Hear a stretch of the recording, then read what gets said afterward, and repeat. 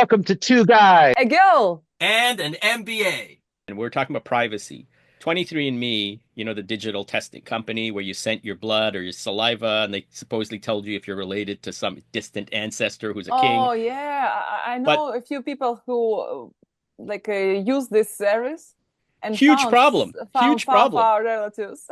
So when they first started, they had this caveat or disclaimer that we will never, divulge your information. But what they don't say is that if the company is sold now, they could sell packets of information, which is now it's in bankruptcy and it's being sold. And guess what? Everybody's being told to delete your data. You Yeah, cannot delete your data because they own your data. They own your medical history.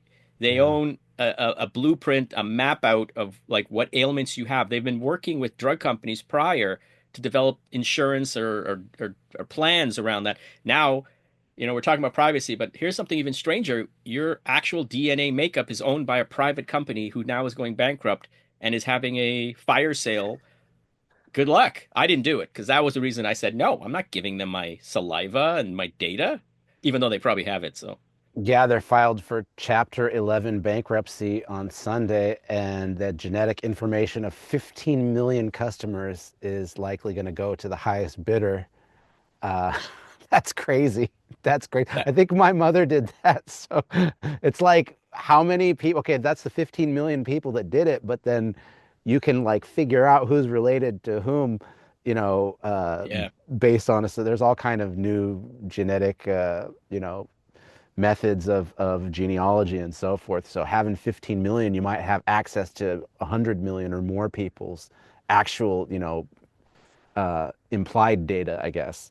That's, That's scary. I didn't think of that because, they if I did it, then they, by extension, yeah. understand my brother and my sister. So I've indicted them because I paid $99 to figure out if I was related to some king of some country. It's just for fun, for kicks on Christmas. So yeah, but which I didn't do. So Anyway, I didn't see what can be done with this data. Okay, you know who you are far away, the relatives down there, and so what? It's not so legal. They cannot say, "Okay, I'm your nephew from your granny. Give so me your money." what if Well, the United States of America purchased the data and then you're visiting United States and they have Hmm. a DNA blueprint of you, knowing that you have a high susceptibility, predictability for a medical disease, and they say, no, we don't want you to be a citizen here because your body shows that you might spread a disease or your genetics is not good enough that we want you to come and mix with our people. me and my wife watch a lot of crime dramas, 48 hours and things like that. So many times they run it through a database and it gets a hit. There should be some privacy, allowed.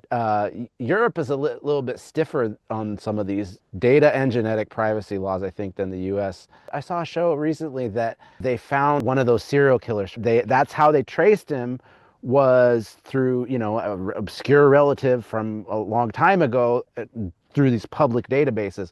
But those are public. Like, this is private. People are putting their information thinking they're protected, but obviously not. And then it also raises other ethical issues like, well, if someone has your DNA profile, then they can clone you.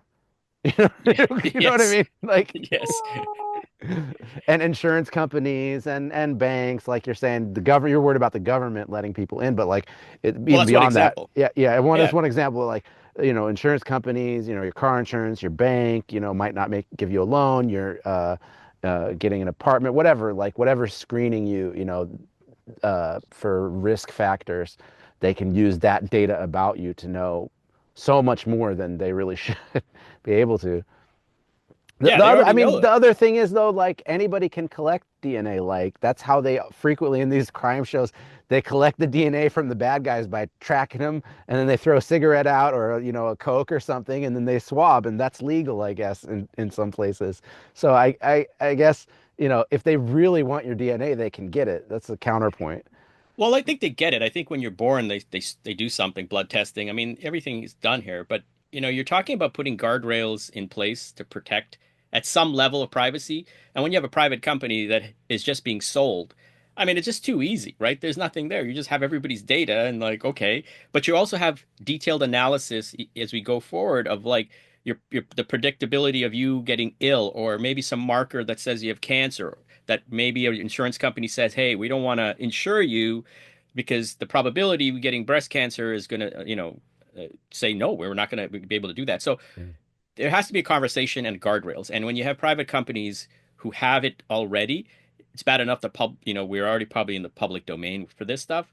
It just can't be, you can't shop around and buy somebody's DNA, which is what's going on right now with 23andMe. You could just buy it. We might get to a point where it's easier to find someone's genetic profile than their phone number or email address. Oh, yeah, I think so. Yeah. Oh, I think conspiracy theory. Oh my God, I cannot say, but when we have this, when we have it's lockdown, you constantly give your DNA. You want Constantly. to constant. Constantly. And if someone wants to collect data from Yep. around the world, Easy. it was a great opportunity in 2020 because everyone give this wonderful stick and it put in the database. It's like, okay, clean. You're just free to go. Yeah. Let's not bring that up. We're going to get kicked off YouTube once Yeah, again. that's why I don't name this period of No, no, no. time. No, but Five, four yeah, that years ago. I was going to The say that what happened X years ago, what I was talking about showing up at immigration and all this, it was that's what that made possible.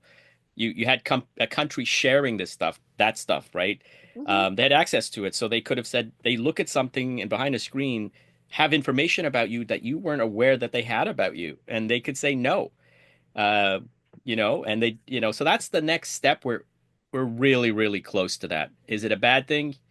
Yeah, but in English we say the horse has left the stable. Like we're already out there where there's nowhere to Mm. put the horse back in there. So what do we do now? And I think that's the ethical question about, you're talking about Elon Musk and Twitter and data, but also with 23andMe. What do we do? Legal Um, regulation, yeah, penalties, yeah. fees, everything should be regulated on the not only the state level but on the constitution level. So Mm. I think some sentence in each country constitution, something about privacy should be, but it should be regulated and like prosecuted. You should follow the rules for GNA and everything.